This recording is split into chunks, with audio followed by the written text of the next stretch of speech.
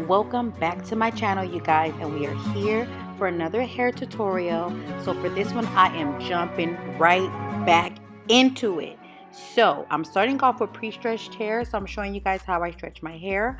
All I do is wash it, detangle it, and I comb it out. I braid it into 6 squares. What you guys see me doing now is I'm braiding it once it's dry. I did that last night. It is the next day, so I'm combing out my hair, and whoo, child, I'm just showing you guys how I look raw, unfiltered, and unedited. All right, you guys. After I take down my hair, I'm going to moisturize it with the Shea Moisture leave-in conditioner.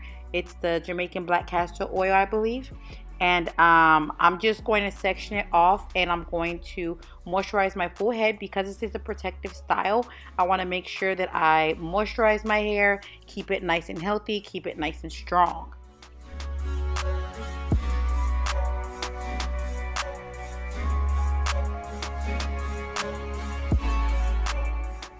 So after I'm done moisturizing my hair, what I'm going to do is take my wide tooth comb. I'm going to section off my hair because I'm going to get ready to corn roll it into the style that I want when I crochet my braids.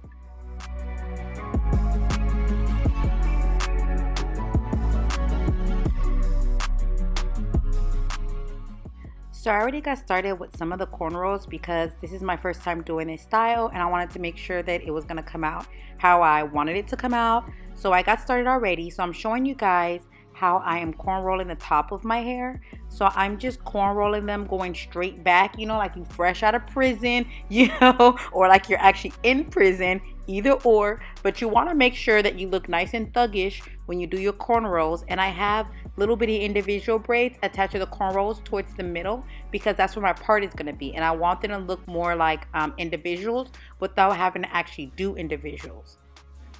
I'll show you guys a little bit more once I actually start crocheting the individual braids on there so that you can kind of understand more what I'm saying.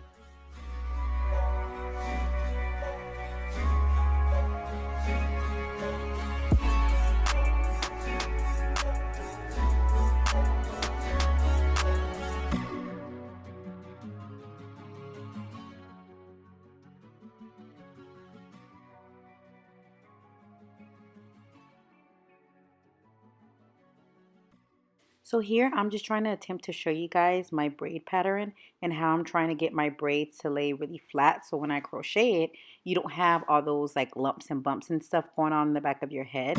So I'm braiding my cornrow like all the way back, and then I am grabbing a braid from the previous braid that I did, and I'm adding it on there, and then I'm braiding it all the way down. I don't know, it's kind of hard to like explain. I'm going to try to show you guys like towards the end. So as you can see, I only end up with one braid because I grabbed all those previous braids and I braided them. So I'm going to take the end of that braid and I'm going to go ahead and crochet it onto another braid. That way I don't have any hair sticking out, and I can just crochet the individual braids on like really smoothly. You can also take a needle and thread like you do when you add your weaves in your head, and you can sew it down, but for me it was just easier for me to just crochet it. And I'm showing you my braid pattern. I have my part and everything, and now I'm gonna go ahead and oil my scalp because once again this is a protective style and you want to make sure that you protect your hair. You want your natural hair to be nice and healthy, nice and moisturized, so you can get growth underneath those crochet braids. You know, like you don't want breakage, you don't want anything that's going to be harmful to your hair. I'm natural now, so I'm adding my Do Grow. It's like the itch one because I have a very itchy scalp, and I'm gonna go ahead and put that onto my scalp and also massage with my fingers. These are the individuals that I'll be adding. It's a TT27, I believe, so it kind of goes like a light brown towards the end. And yeah, it's gonna be cute, girl. Well, I already did one individual, so I'm going to show you how I do my individual. And every time I did on camera, it just was not acting right. But every time I turned the camera off, it was going so smoothly. So all you're going to do is put the hook in, the loop, and then pull the opposite end into the loop. And it really sounds awkward to explain, but if you watch me, like, it's real easy. So I'm doing it here again. Actually, it was a Monday night and my shows were on, so I was sitting on the couch with my family. You see my baby, you see my husband in the background, and I'm trying to show you guys here. what it is to do it. But once again, like when I did it on camera, it was like not acting right. But when I did it off camera, it was going so smoothly. Like I don't know what was going on. So I'm just gonna let you guys watch what I'm doing, like how I'm doing it, because I can show you better than I can tell you.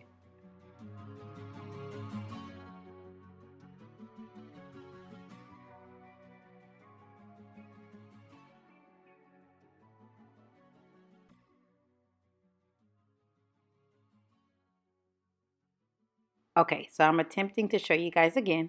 So I'm taking my crochet needle and I'm inserting it in my hair face down. I'm opening up the hook. I'm putting the braid in the side with the loop, and then I'm sliding it back. I'm putting the end of the braid in, and then I am pulling it all the way down to create a knot around the braid of your hair, and that's how the individual is going to stay knotted. It's going to stay inside of your hair. And then you hear my husband cracking jokes and we're laughing. But here I'm showing you my progress, and I'm showing you because one side is basically done. You don't want to put too much. You don't want it to be too full and too bulky. So you want it to be maybe like a finger width apart, I'll say. So I'm just showing you guys how I'm doing it, how I'm filling in the gaps and everything like that.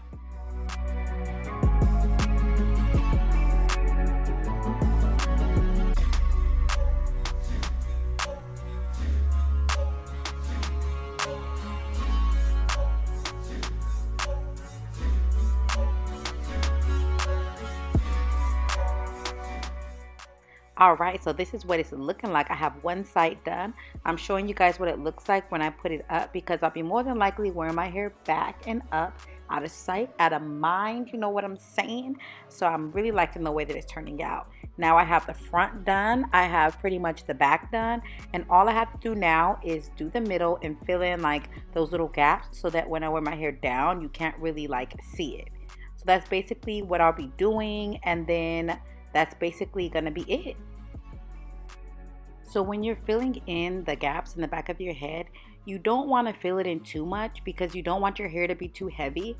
I used about 7 packs of hair and it came with about like 22 individual braids in there. So that's kind of like a lot of hair already. Like that's a lot.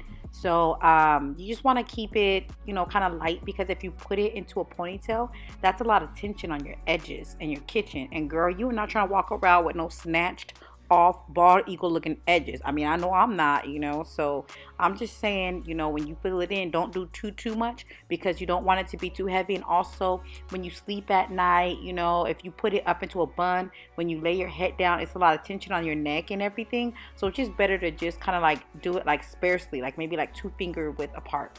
So I'm showing you guys, this is basically it. Like I'm just gonna keep it like this. Like, yeah, there's a little bit of gap showing, but when I put my hair down, then it looks good. And then I didn't get any videos of the final product, so I'm just showing you guys selfies that I have of my finished product of my hair done when I'm on vacation. Thank you so much for watching. Don't forget to like my video, and also don't forget to subscribe. I'll see you in the next one, guys.